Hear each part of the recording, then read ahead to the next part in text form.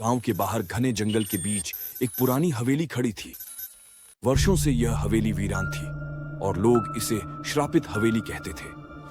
गांव में यह अफवाह थी कि जिसने भी वहां कदम रखा वह कभी लौटकर नहीं आया। लेकिन विज्ञान में विश्वास रखने वाले कुछ लोगों को इन बातों पर भरोसा नहीं था। रवि, एक युवा पत्रकार, ऐसी ही कहानियों की सच्चाई जानने में दिलचस्पी रखता था। जब उसे इस हवेली के बारे में पता चला तो उसने तय किया कि वह खुद वहां जाकर इस रहस्य से पर्दा उठाएगा। पहला भाग, रहस्यमयी सफर। रवि के दोस्तों ने उसे रोका, यह मत करो, वहां जाना मौत को बुलाने के बराबर है। लेकिन रवि नहीं माना। रात के ठीक 11 बजे वह अपनी कार से हवेली की ओर बढ़ा। हवेली गांव से लगभग 5 किलोमीटर दूर थी और जंगल के अंदर जाने के बाद रास्ता और डरावना हो गया। पेड़ इतने घने थे कि झांक की रोशनी भी नीचे नहीं आ पा रही थी। अचानक उसकी कार बंद हो गई। उसने गाड़ी स्टार्ट करने की कोशिश की, लेकिन इंजन ने कोई प्रतिक्रिया नहीं दी। मजबूर होकर रवि ने टॉर्च निकाली और पैदल ही हवेली की ओर बढ़ने लगा। चलते चलते उसे एहसास हुआ कोई उसके पीछे पीछे चल रहा है। उसने मुड़कर देखा, लेकिन वहां कोई नहीं था। लेकिन सूखी पत्तियों पर किसी के चलने की आवाज साफ सुनाई दे रही थी। हिम्मत जुटाकर रवि आगे बढ़ता गया। हवेली के विशाल लोहे के गेट पर जंग लगी थी। उसने धक्का दिया और गेट धीरे धीरे एक अजीब आवाज के साथ खुल गया। दूसरा भाग, हवेली के अंदर हवेली अंदर से भी उतनी ही भयानक थी जितनी बाहर से। धूल से भरे फर्नीचर, जाले से ढकी दीवारें और जगह जगह टूटे हुए शीशे पड़े थे।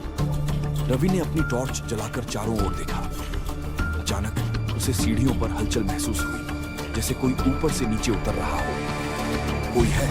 रवि ने हिम्मत करके पूछा।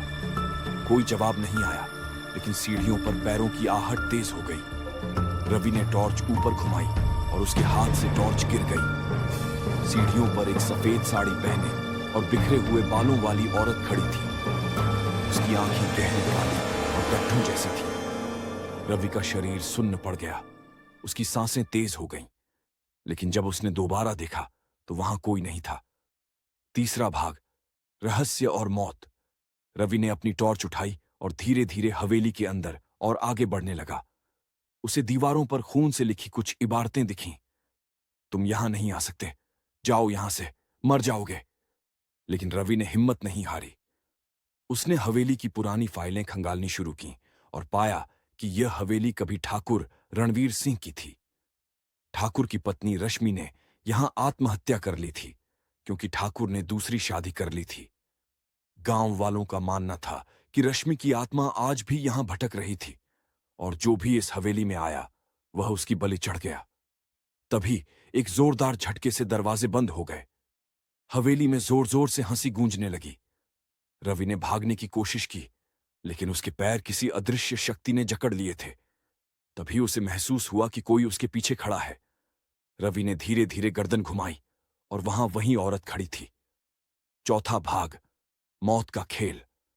रवि ने पूरी ताकत लगाकर खुद को छुड़ाया और दरवाजे की ओर भागा, लेकिन दरवाजे नहीं खुले। अचानक हवेली की दीवारों से खून टपकने लगा। कमरे में पड़े शीशे में उसने देखा कि वह औरत अब उसके ठीक पीछे थी। उसने रवि की गर्दन पकड़ ली और जोर से हंसने लगी। रवि की आंखों के सामने अंधेरा छा गया। उसे लगा कि उसकी मौत निश्चित थी। लेकिन तभी उसने अपने बैग में रखी भगवान की मूर्ति निकाली और जोर से मंत्र पढ़ने लगा। अचानक हवेली में जोरदार कंपन हुआ और एक भयानक चीख सुनाई दी। अगले ही पल रवि जमीन पर गिर पड़ा। जब उसकी आंखें खुलीं तो वह हवेली के बाहर पड़ा था। अंत। क्या यह सच था? रवि गांव वापस आया, लेकिन वह बहुत बदल चुका था। वह अब बहुत कम बोलता था।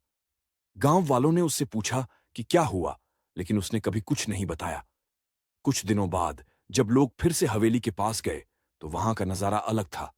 हवेली पूरी तरह जल चुकी थी, लेकिन उसके आसपास कोई राख नहीं थी।